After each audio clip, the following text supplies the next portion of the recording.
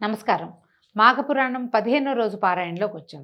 ఈరోజు మాఘశుద్ధ పౌర్ణమి. ఈ పౌర్ణమి నాడు నదీ స్నానం కానీ, నదీ సముద్ర సంగమ స్నానం కానీ చాలా విశేషం అని చెప్తారు. ఎక్కడైనా త్రివేణి సంగమమో లేదా 2 నదులు సంగమించే చోటైనా కూడా సంగమంలో స్నానం చేస్తే అద్భుతమైన ఫలితం లభిస్తుంది. ఈ రోజున చేసేటువంటి దానము, పూజా విధానము చాలా విశేషమైన ఫలితాలనిస్తాయి. శివాలయంలో కానీ, విష్ణువాలయంలో కానీ, కనుక అమ్మవారి దేవాలయంలో కానీ ఒక దీపారాధన చేసుకుని నమస్కారం చేసుకుంటే అద్భుతమైన ఫలితాన్ని ఇస్తుంది. అవకాశం ఉన్న వాళ్ళు చేసుకోవచ్చు. అయితే ఈరోజు ఏం చెప్తున్నారో చూద్దాం. సమస్త పాపదోషాల నుంచి మాఘమాస వ్రత ప్రభావం వల్ల విముక్తి పొందిన సుబుద్ధి కుటుంబ వృత్తాంతాన్ని పరమేశ్వరుని ద్వారా విన్నటువంటి పార్వతీదేవి ఇలా అడుగుతోంది. సుబుద్ధి అతని కుమార్తె, ఆమె భర్త మొదలైన వారి విషయాలు వివరించారు, కానీ సుబుద్ధి శిష్యుడైన సుమంత్రుని గురించి చెప్పలేదు. అతను ఏమయ్యాడు, అతని జీవితం ఎట్లా ఉంది, అతనేమైనా శిక్షలను అనుభవించాడా, ఆ విషయాలను కూడా తెలియజేయమని కోరుకుంది. అయితే పరమేశ్వరుడు ఇట్లా చెప్పాడట. దేవి, తెలిసి చేసినా తెలియక చేసినా తప్పు తప్పే. మండుతున్న అగ్నిని ముట్టుకుంటే పసివాడినైనా బాధించకుండా ఉండదు కదా. కాబట్టి సుమంత్రునికి కూడా అతను గురువుగారి కుమార్తెతోటి సంభోగించిన ఘోర పాపం అంటుకుంది. ఆ పాప ఫలితంగా అతను పలు బాధలను అనుభవించసాగాడు. మనశ్శాంతిని కోల్పోయాడు. గురుగారి కుమార్తెని పాడు చేశానని మనోవ్యతతో కుమిలిపోయేవాడు. ఈ ఘోర పాపం నుంచి ఎలాంటి శిక్ష వస్తుందో తనకని పశ్చాత్తాపపడేవాడు, బాధపడేవాడు. చిత్రంగా అమ్మాయి ఏ బాధ పడలేదండి, హాయిగా సంతోషంగా పెళ్లి చేసుకుని వెళ్ళిపోయింది. తర్వాత వచ్చింది బాధ. కానీ ఈ కుర్రాడికి ఇది తప్పని తెలుసు, దీనివల్ల పాపం వస్తుందని తెలుసు. దానివల్ల అది ఏది జరిగినా దీనివల్లే జరిగిందేమోనని భయపడుతున్నాడు కూడా అన్నమాట. క్రమంగా ఇలా చాలా దుఃఖపడి పడి ఒకనాడు పశ్చాత్తప్త హృదయంతో తన గురువుగారి దగ్గరికి వెళ్ళి ఆయన కాళ్ళ మీద పడి విపరీతంగా ఏడ్చాట. నా తప్పేం లేదు, నన్ను క్షమించండి. ఆమె బలవంతం చేసింది, అయిష్టంగానే నేను అందులోకి దిగాను. తర్వాత ఇంకా నాకు అయిష్టం నన్ను బాధించలేదు, నా బుద్ధి ఇలా పెడత్రోవని పట్టేసింది, నన్ను క్షమించండి. మహాపావినైపోయిన కామపైత్యం ప్రకోపించి కన్నుమిన్ను గానక ఉచ్చనీచాలు మర్చిపోయి ప్రవర్తించాను. క్షణభంగురమైన కామ వికారానికి లోనయ్యాను అని ఇక నా ప్రమేయం లేదు అని పదే బతిమలాడి చెప్పాడు.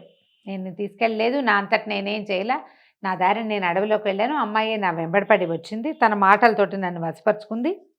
వద్దని వారించాను, అయినా సరే నన్ను బలవంత పెట్టింది. నువ్వు కనుక నాతో ఉండకపోతే నేను ఆత్మత్యాగం చేస్తాను, ఇంటికెళ్ళి మా నాన్నకి నీ మీద చెడుగా చెప్తాను, ఇలాంటి భయపెట్టడం జరిగేసరికల్లా నేను ఇంకేం చేయలేక ఆమెకు నేను లొంగిపోయాను. నన్ను ఉక్కిరి బిక్కిరి చేసేస్తోంది ఆ పాపం. నాకేం చేయాలో తెలియట్లేదు, నన్ను క్షమించండి. ఈ ఘోర పాపం నుంచి విముక్తి కలిగేటువంటి తరుణోపాయం ఏదైనా ఉంటే చెప్పండి అని పరి విధాలుగా ఆ రోజు ఎట్లా జరిగింది, ఏం జరిగింది, తన వల్ల ఎలాంటి పొరపాటు జరిగింది, అప్పటి నుంచి తను ఎంత బాధపడుతున్నది గురువుగారికి సవినయంగా తెలియజేశాడు.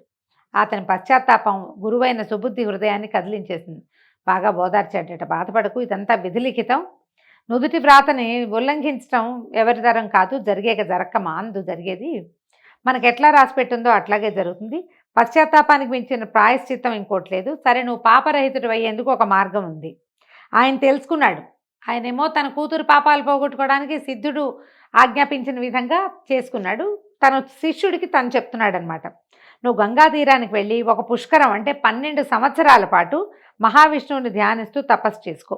ఆ తప ప్రభావం వల్ల నీ పాపాలన్నీ పటాపంచలవుతాయి, నువ్వు పాప విముక్తుడిని అవుతావని శిష్యుడికి తపో మార్గాన్ని ఉపదేశించాడు.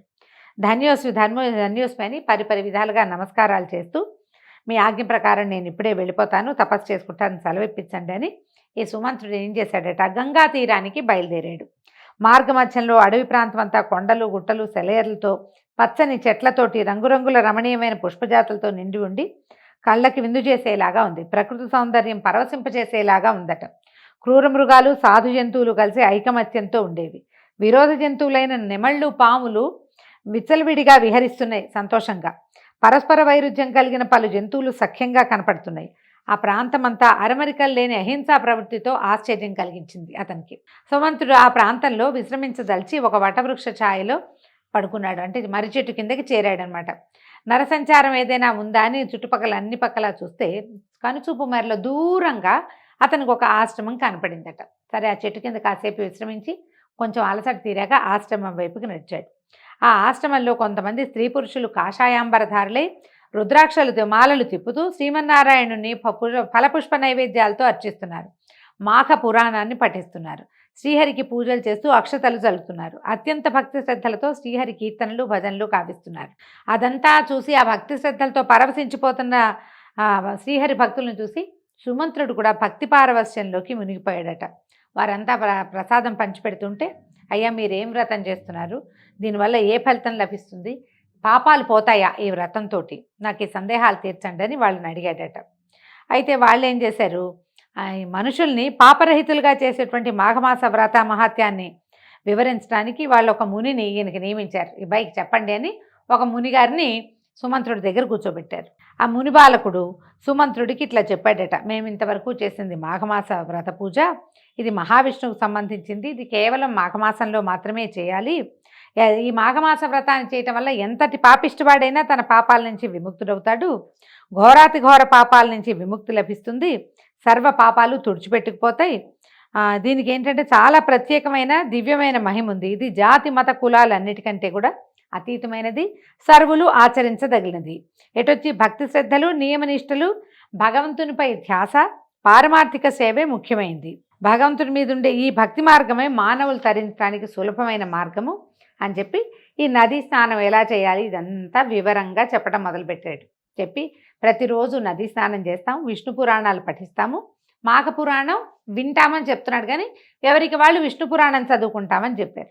ఇందులో ఏంటంటే ఇతరులను దూషించటము, పెద్దలు గురువులు పట్ల అమర్యాదగా ప్రవర్తించటము, అసత్యం ఆడటము, భగవద్భక్తుల్ని హేళన చేయటం, పరస్త్రీ సాంగత్యంలో ఉండేవాళ్ళు, తర్వాత దొంగతనము చేయవాళ్ళు, ఎవరివైనా ఇళ్ళు తగలబెట్టడం లాంటివి దుష్కార్యాలు చేసేవాళ్ళు, కపట సాక్ష్యాలు చెప్పేవాళ్ళు, పరిశుభ్రత లేని వాళ్ళు, కన్యలను గుర్రాలను పశువుల్ని అమ్మేవాళ్ళు కొనువాళ్ళు, వీళ్ళంతా బ్రహ్మహత్యా పాతకం చేసిన వాళ్ళతో సమానము. ఎంత పెద్ద పెద్దవి చెప్పారో చూడండి. ఇప్పుడు చాలా మటుకు సహజంగా చేస్తూనే ఉన్నారు. అయితే దైవ సంబంధిత ధనాన్ని అపహరించే వాళ్ళు, దేవుని పూజలు చేయని వారు, నదీ స్నానం చేయని వారు, పరోపకారం చేయని వాళ్ళు, దాన ధర్మాలు నిర్వహించని వాళ్ళు, ఇచ్చిన మాట నిలబెట్టుకోలేని వాళ్ళు, విలువైన బంగారము వెండి రత్నము సాలగ్రామాలు మొదలైన వాటిని దొంగిలించేవాళ్ళు, ఇలాంటి పాపాలు చేసే వాళ్ళంతా భ్రష్టులైపోతారు, రౌరవాది నరకాలు అనుభవిస్తారు. వ్యభిచారులు, చోరులు, బలవంతంగా కన్యలను వేశ్యాకులమందు త్రోయివారు, సోదరుల భార్యలతోనూ గురువుల భార్యలతోనూ స్నేహితుని భార్యలతోటి సహవాసం చేయవారు, జార స్త్రీలు, తమ కంటే పెద్ద వయసు కలిగిన స్త్రీలతో సహవాసం చేసేవాళ్ళు, దగాకోరులు, హంతకులు, జీవహింస చేసేవాళ్ళు, పేదలను హింసించేవాళ్ళు, కఠినాత్ములు, పరుషవాక్యాలతో నిందించేవాళ్ళు, అంటే పోట్లాటలు దిగేవాళ్ళు అనమాట, దోపిడీలు చేయవాళ్ళు, వీళ్ళంతా కూడా మహాపాపులు అవుతారు. ఎంతమంది పాపాల గురించి చెప్పారు, ఎన్ని రకాలు ఉన్నాయో చూడండి. అక్కడి నుంచి ఇదే కాదు, తల్లిదండ్రులను హింసించేవాళ్ళు, మనలో ఇప్పుడున్న చాలామంది కూడా ఆ గుంపులోకే చేరతారు. తర్వాత వివాహాలు చెడగొట్టేవాళ్ళు, తాను ధర్మము చేయక ఇతరులను కూడా చేయనివ్వని వారు, శరణన్న వారిని రక్షించని వారు, పరుధనములకు ఆశపడివారు, బోళంతమంది ఉన్నామండి ఇప్పుడు మనం. చేసిన మేలు మర్చిపోయే కృతజ్ఞులు, తాను తీర్థయాత్రలు చేయక ఇతరులను కూడా తీర్థయాత్రలు చేయనివ్వని వారు, ఎగతాళి చేసేవారు, అరిషడ్వర్గానికి లోనైన వాళ్ళు. ఈ పైన తెలిపిన వాళ్ళందరూ కూడా బ్రహ్మహత్యాపాతకం కాదు, కానీ దాంతో సమానమైన పాపాన్నే వీళ్ళు కూడా పొందుతారు. ఇలాంటి ఘోర పాతకాలన్నిటినీ హరించేదే ఈ మాఘమాస వ్రతము. దీనికి సింపుల్గా, ఈజీగా, సులువుగా చెప్పేదేమిటి, ఉదయమే లేచి సూర్యోదయానికి ఒక్క 2 నిమిషాల ముందైనా స్నానం చేసి, ఇంట్లో చేసినా మంచిదే, ఏదైనా వాపి కూప తటాకాదుల్లో నదుల్లోనో ఎక్కడైనా అలాంటి చెరువు దొరువుల్లో ఎక్కడో చోట స్నానం చేసి సూర్యుడికి అర్ఘ్యం ఇచ్చి నమస్కారం చేసుకుని రోజంతా పోట్లాటలకి గొడవలకి దిక్కండా రోజంతా కాకపోయినా కొంతసేపైనా భగవన్నామార్చన కనుక భగవన్నామ సంకీర్తన చేసుకుంటే చాలు మాఘమాసం వ్రతం. ఇంకా అంతకంటే విశేషంగా చేయక్కర్ల. ఇంకా మనం ఏదైనా చేయగలిగితే అధికస్య అధికం ఫలం, ఇంత మాత్రం చేసినా చాలంటున్నారు. ఈ మాఘమాస వ్రతాన్ని చేయటం వల్ల ఈ పైన చెప్పినటువంటి ఇన్ని పాతకాలు తొలగిపోతాయి. కుంభీపాక రౌరవాది నరకాల్ని అనుభవిస్తూ యమయాతలను పడుతున్న వారి పాపాలు సైతము ఈ మాఘమాస వ్రత ప్రభావం వల్ల హరించుకుపోతాయి. శ్రద్ధగా వినమన్నారు. మాఘమాసంలో అన్ని రోజులు పవిత్రమైనవే. ప్రతిరోజు సూర్యోదయమైన వెంటనే నదికి పోయి స్నానం చేసి సూర్య నమస్కారాలు చేయాలి. ఆదిత్యుడికి అర్ఘ్యం వదలాలి. శుచి అయి విష్ణువాలయానికి కానీ శివాలయానికి కానీ వెళ్ళి భగవంతుని సేవించి, విష్ణువుకి అది విష్ణువాలయంలో అయితే తులసి తీర్థాన్ని సేవించాలి. ఇక్కడైతే మన శివాలయంలో అయితే భస్మధారణ చేయమంటారు. దాన ధర్మాది కృత్యాలని నిర్వహించాలి. తర్వాత హరి సంకీర్తనలు, విష్ణునామ సంకీర్తన, శివనామ సంకీర్తన, భజనో లేదా పురాణ శ్రవణమో చేయాలి. వీటిలలో ఏ ఒకటి చేసినా చాలంటారు. పశుపక్ష్యాదులకు, సాధు జంతువులకు ఆహారాన్ని ఇవ్వాలి. సత్ప్రవర్తనతో మెలిగి భగవంతుని కృపకి పాత్రులవ్వాలి. ఈ విధంగా మాఘమాసం అంతా నెల రోజులు చేయగలిగితే అశ్వమేధ యాగం చేసినంత ఫలితం లభిస్తుందట. మాఘమాసాధిపతి శ్రీహరే కాబట్టి మనం ఏ పూజ చేసినా, ఎలాంటిది చేసినా అది నారాయణ స్వరూపమైనటువంటి ప్రత్యక్ష నారాయణుడి సేవ చేసినా కూడా శ్రీమన్నారాయణుడికే చేరుతుందట. మనం ఒకవేళ మన ఇంట్లో అవకాశం ఉంటే తులసి మాలలు కనుక విష్ణుమూర్తికి సమర్పిస్తే మన దొడ్లో ఉన్న తులసి చెట్టుతోటి 2 తులసి దళాలు తీసుకెళ్ళి కూడా విష్ణువాలయంలో సమర్పించిన అద్భుతమైన ఫలితం లభిస్తుందట. ధూపదీప నైవేద్యాలు, అగరు, కస్తూరి, గంధము, అక్షతలతో తులసి దళాలతోటి విష్ణువుని అర్చించాలి. పూజానంతరం తాంబూలాదులను సమర్పించి విష్ణు భజన సంకీర్తన చేయాలి. ఈ విధంగా మాఘమాసం అంతా చేసి కనీసం మాసంలో ఒక్కసారైనా ఒక సద్బ్రాహ్మణుడికి దాన ధర్మాదులను ఇవ్వాలి. బ్రాహ్మణుడికి వస్త్రదానం చేయొచ్చు. బంగారము, వెండి, ధనాదులతో దక్షిణలిచ్చి సంతృప్తిపరచాలి. షడ్రసోపేతమైన విందునివ్వాలి. మనం ఇంట్లో భోజనం పెట్టగలిగి వాళ్ళు మన ఇంట్లో తినే అవకాశం ఉంటే మనమే ఇంట్లో మాఘమాసం చివరిలో నెలాఖరులో భోజనం పెట్టడం లేదా స్వయం పాకం ఇవ్వడం కూడా విశేషమైన ఫలితం ఇస్తుందండి. ఏ రోజు కుదిరితే ఆ రోజు చేసుకోవచ్చు. ఈరోజు పౌర్ణమి కదా, ఇవాళ చాలా విశేషం. పొద్దున ఇది విని సాయంకాలం మనం వెళ్ళి దేవాలయంలో అయ్యగారికి ఎవరికైనా స్వయం పాకం మోయనివ్వటం మనం చెప్తాం కదా, పొత్తర్లు ఇవ్వటం, అట్లా ఏదైనా ఇచ్చుకుంటే మంచిది. సర్వపాప విముక్తులు అవుతారు దీనివల్ల. ఈ విషయాలన్నీ సాక్షాత్తు పరమేశ్వరుడే పార్వతీదేవికి విన్నవించారు. ఇంకా తక్కువ రోజులు ఉన్నాయి కాబట్టి, అంటే ఈ కథలో చెప్పే ప్రకారం సుమంత్రుడు వెళ్ళే సమయానికి మాఘం పూర్తవబోతోంది. ఇంకా 3 రోజులు ఉన్నాయిట చెప్తున్నాడు. ఇంకా 3 రోజులే ఉన్నాయి కాబట్టి 3 రోజులు కంటిన్యూస్గా చేసినా మంచిదని ముందు అధ్యాయాల్లో చెప్పుకున్నాం మనం. ఈ 3 రోజులు నదీ స్నానాదులు, పూజలు చేసి పుణ్యాత్ముడివి కమ్ము అని ఆ మునిసత్తముడు సుమంత్రుడికి తెలియజేశాడు. సరే, అప్పుడు ఇతను ఏం చెప్పాడంటే సుమంత్రుడు, నా గురువైనటువంటి సుబుద్ధి మహాశయుడు నన్ను గంగా తీరానికి వెళ్ళి తపస్సు చేసుకోమన్నాడంటే, నీ గురువు చెప్పింది అక్షరాల యథార్థం. నువ్వు నీ గురుపుత్రికతోటి సమాగమం చెందావు నాయనా, అది నీకు మంచిది కాదు. నీకు పాపం వచ్చింది. నువ్వు మరుజన్మలో కూడా కొంచెం బాధలు పడాల్సి వస్తావు.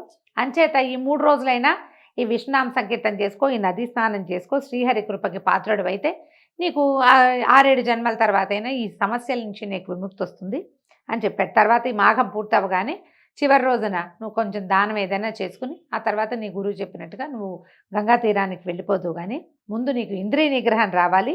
ఇంద్రియాలని బంధించి ఏకాగ్ర చిత్తంతో శ్రీమన్నారాయణుణ్ణి, లక్ష్మీదేవిని ఆరాధించమని ఆ మునిసత్తముడు సుమంత్రుడికి తెలియజేశాడు. ఈ మొత్తం కథ అంతా విన్న తర్వాత ఇతను 3 రోజులు అక్కడే ఉండిపోయి ఆశ్రమంలోనే మాఘ స్నానాలు చేసి నదీ తీరంలో మహావిష్ణువుని పూజించి భజనలందు పాల్గొని అటు పిమ్మట ఆశ్రమవాసులకు అభివాదం చేసి వారి వద్ద నుంచి సెలవు తీసుకుని తన గురువాజ్ఞ ప్రకారము తపస్సు చేసుకోవటం కోసం గంగానది తీరానికి వెళ్ళాడు. దీంతో 15వ రోజు పారాయణ పూర్తయిందండి. రేపు ఉదయం 16వ రోజు పారాయణలో మళ్ళీ కలుసుకుందాం. నమస్కారం.